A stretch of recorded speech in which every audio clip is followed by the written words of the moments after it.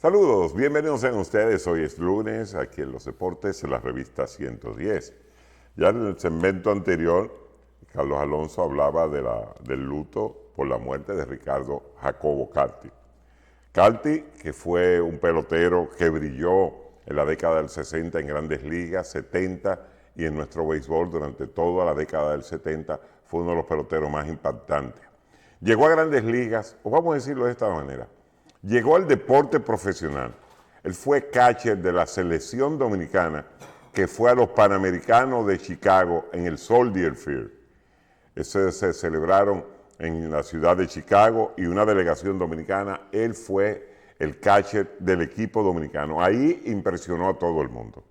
Al punto de que el Rico, y por eso siempre fue un hombre anecdótico, estampó su firma en más de un contrato, provocando que el comisionado de aquel entonces declarara que iba a ser jugador de los Bravos de Atlanta, porque él alegaron en aquel momento ignorancia del Carty y él terminó firmando con el equipo de los Bravos de Milwaukee.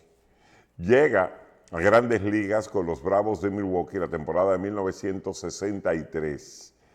No tiene los turnos suficientes para optar por el premio novato del año, no tuvo las apariciones, y al año siguiente sí, fue un gran año, su primer año completo en las Grandes Ligas para Ricardo Carty. Fue segundo de Roberto Clemente en el liderato de bateo de 1964. Sin embargo, el premio al novato del año recayó sobre aquel jugador afroamericano, negro, Allen. Y aquí la prensa dominicana entendía que Rico Carty tenía que ser el novato del año. Los números de Allen de poder fueron superiores a los de Rico en aquel entonces. Y además batió 3.18, apenas 2 puntos menos que lo que batió Rico Carty en ese año. Se mantuvo jugando con los Cerveceros de Milwaukee cuando el equipo se muda a Atlanta oficialmente en el año 1966. El Rico se convirtió en uno de los peloteros más populares de la ciudad, al punto de que la esquina del left field le pusieron Carty Corner, esa esquina del left field. Y en una ocasión, el expresidente de Estados Unidos, Jimmy Carter, llegó a asegurar que ese era su pelotero preferido. Carter, un nativo de Georgia, decía que en Atlanta ese era el pelotero al cual él seguía. Estamos hablando de mediados de la década de los 60. Recuerden que los Bravos de aquel entonces tenían a Ricardo Carty jugando en el left field y a Felipe Rojas Salou jugando en la primera base en aquel equipo, y fueron los primeros en que dispararon 30 jonrones en un momento determinado con un uniforme de Grandes Ligas. Siguió Carty. En el año 1968 fue diagnosticado con tuberculosis. Esa tuberculosis alejó a Rico Carty en la temporada de 1969 completa fuera de Grandes Ligas. Sin embargo, regresa en el 70 con la que fue la temporada de su vida. Fue el líder en bate con 366, disparó 31 cuadrangulares y empujó 101 carreras llegando al Juego de Estrellas. Fue un año maravilloso para Ricardo Carty. Al año siguiente, y tuvo un encontronazo aquí en el Estadio Quisqueya, que mucha gente no recuerda. Rico Carty chocó con Mateito Alou buscando una pelota, jugando con el Escogido, y Carty sufrió múltiples lesiones, y eso lo alejó de Grandes Ligas prácticamente un año. Regresa, tuvo dificultades con sus compañeros, incluyendo Han Aaron, el cual pelearon en un avión. Tuvieron un pleito grande en el avión. Carty dice, cuando narraba ese pleito, que él estaba defendiendo a Miguelito de la Hoz, que había estado siendo ultrajado verbalmente por Han Aaron. Pero Carty también tuvo dificultades con la gerencia del equipo y con otros compañeros. Lo cambiaron a Texas al año siguiente y estuvo en Texas, en Oakland, estuvo en 3 equipos, y ustedes no van a creer, tuvo problemas con los compañeros en los 3 equipos. Resultado, sale del béisbol de Grandes Ligas, se va a jugar con el Córdoba a México. Uno de los problemas que él me dijo que tuvo en Grandes Ligas, ¿sabes cuál fue? Que él tenía el lenguaje que teníamos aquí entre blancos y negros, que aquí no se discriminaba y le decían, el mismo negrito se llamaba negrito, el mismo decía, y él usó ese lenguaje allá.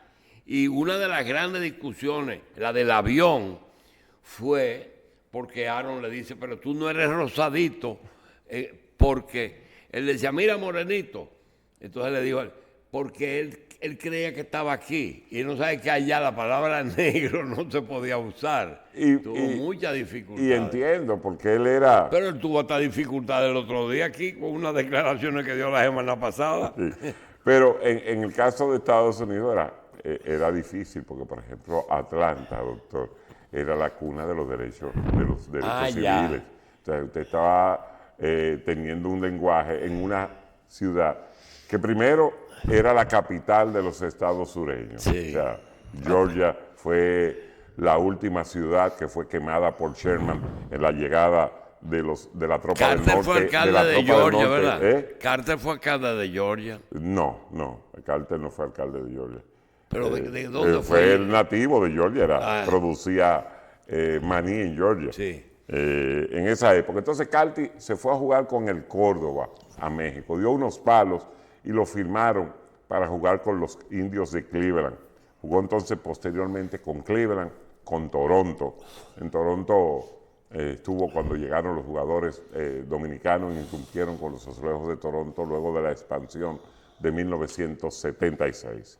Terminó bateando 2.99 el Rico Carter de por vida, 299, un promedio fabuloso, terminar en Grandes Ligas después de tantos años con eso. Terminó con 207 jonrones, y de hecho Felipe y él tenían 206, 207, que eran los grandes jonroneros de República Dominicana hasta que llegaron ellos.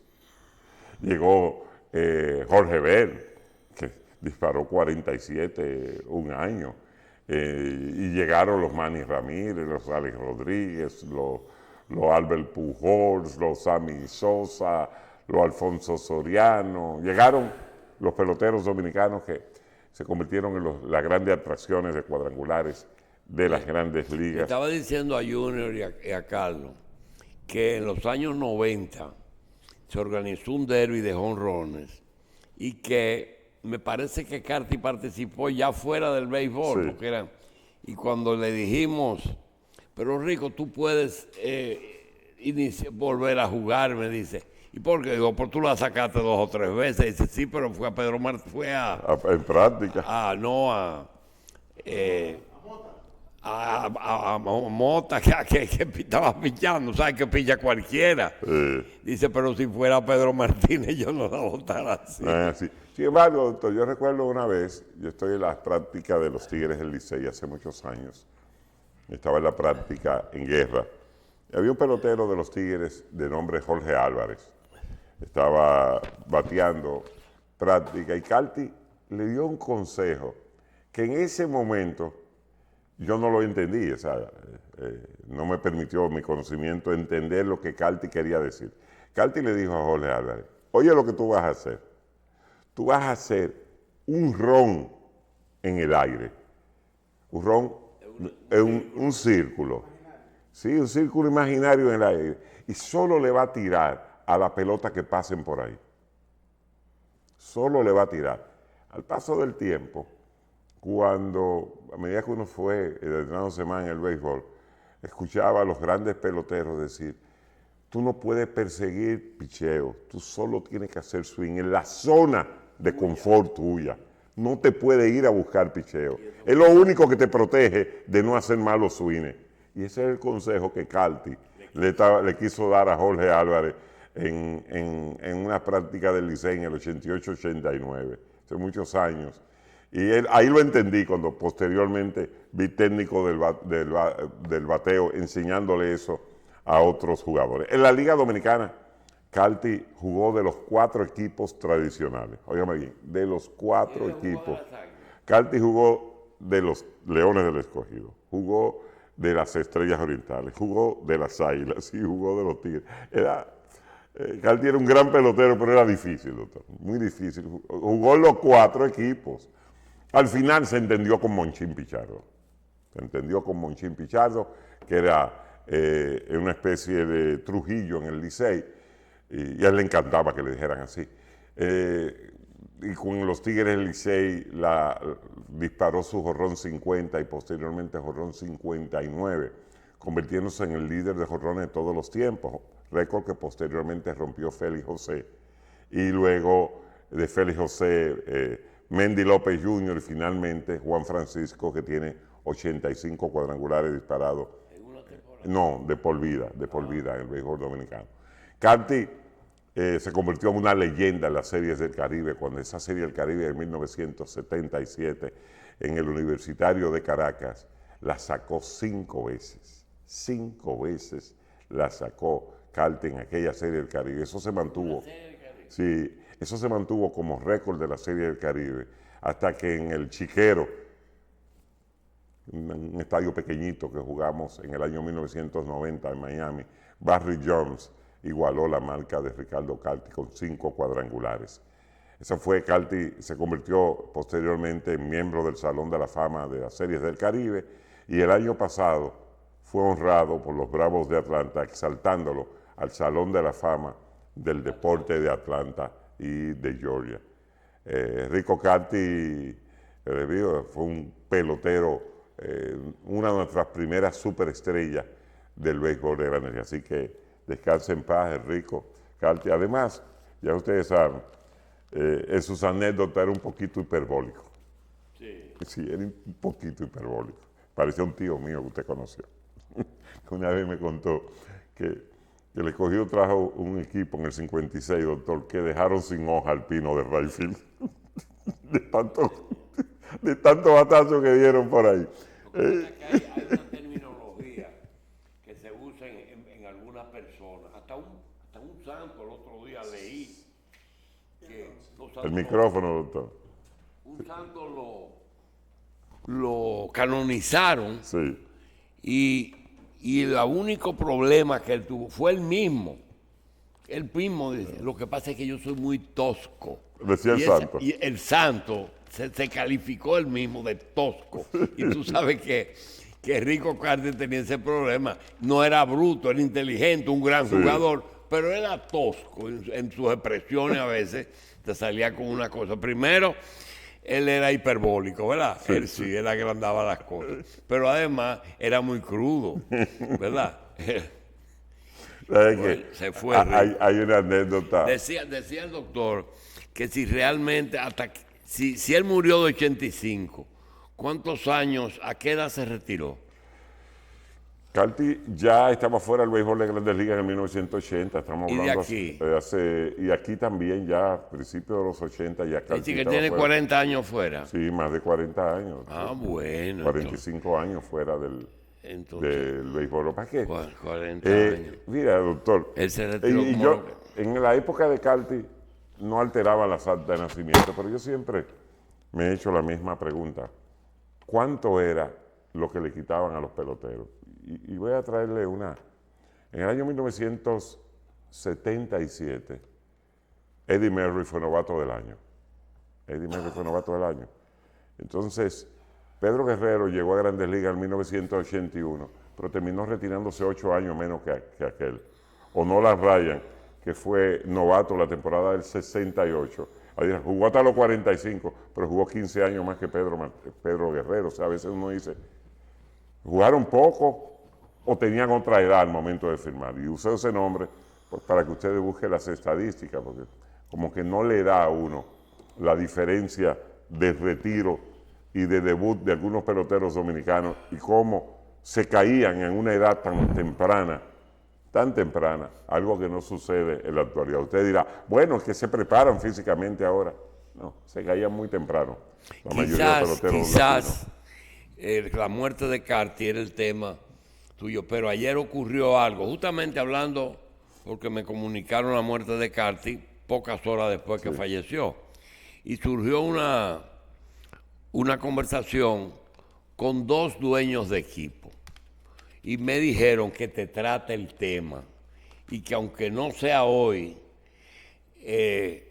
analicemos bien, porque en un momento nosotros, específicamente tú y yo, hablamos de la peligrosidad que representa el salario de los jugadores actualmente.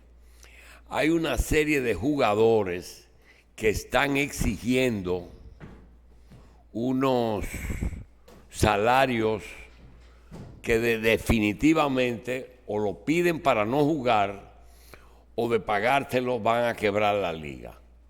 Mire, Comenzamos con la persona esa que fueron de las Estrellas Licey, que le están dando. no, del escogido, de las estrellas al escogido, Junior Lake. Bueno, pero que no es 1 millón. No, 1.700.000. Exacto. Y la otra cosa es que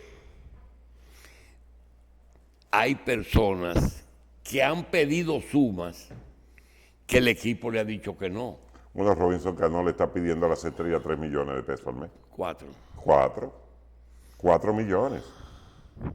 4 millones al mes. Y que Estamos también hablando me que dijeron quiere, que no que crean- quiere $75,000 Que no mensuales. crean lo que dice Félix, que Félix dice que el jugador a veces juega gratis cuando esté agente libre, que no es verdad que No, juega no. gratis. Mire, doctor, y eso siempre se ha dicho. Yo una vez vi un pelotero de las Águilas Ibaeñas amenazar al dueño con irse de la Serie del Caribe por una dieta de $100. Yo me voy, ¿dónde está mi dieta? Y el dueño le dice, pero tú eres mi amigo, tú eres mi compadre. Y él no, siguió insistiendo. Lo grande es que ese dueño de equipo le tenía en la Serie del Caribe a su papá, a su mamá, a un hermano y a la esposa, invitado a la Serie del Caribe. Pero esos son. Ahora, se va a llevar el béisbol dominicano esos salarios.